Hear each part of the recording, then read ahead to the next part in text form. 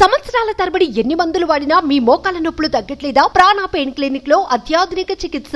ఆంధ్రప్రదేశ్ రాజధాని అమరావతికి 15,000 కోట్ల రుణ సాయం ప్రపంచ బ్యాంకు నుంచి అందించేందుకు గ్యారంటీ ఇస్తామని ఈసారి కేంద్ర బడ్జెట్లో ఆర్థిక మంత్రి నిర్మలా సీతారామన్ ప్రకటించారు.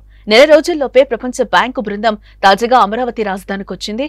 2 రోజుల పాటు రాజధానిలో నిర్మాణాలను పరిశీలించిన వరల్డ్ బ్యాంక్ టీం చివరిగా సీఎం చంద్రబాబుతో చర్చలు జరిపారు. ఈ భేటీలో వరల్డ్ బ్యాంక్ టీం కీలక హామీ ఇచ్చినట్లుగా తెలుస్తోంది.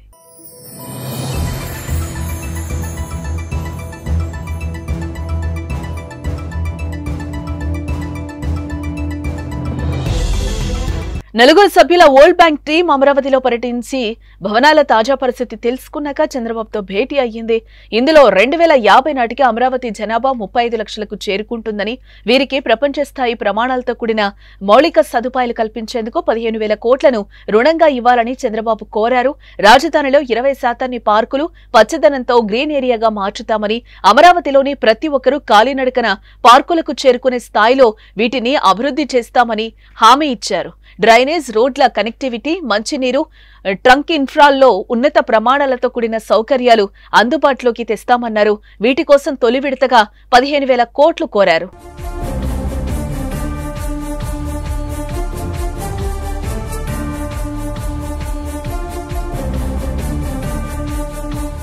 అయితే గతంలో 3,500 కోట్లు ఇచ్చేందుకు సిద్ధమై చివరి నిమిషంలో స్థానికుల నుంచి అందిన ఫిర్యాదులతో ఆగిపోయిన ప్రపంచ బ్యాంక్ ఆ తర్వాత వైసీపీ ప్రభుత్వం వచ్చాక ఆ ప్రతిపాదన మరుగున పడినట్లుగా తెలుస్తోంది.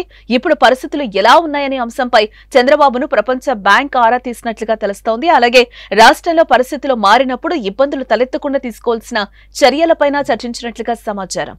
దీనిపై మరింత క్లారిటీ తీసుకునేందుకు మరోసారి అమరావతికి వస్తామని ప్రపంచ బ్యాంకు ప్రతినిధులు చంద్రబాబుకు తెలిపారు.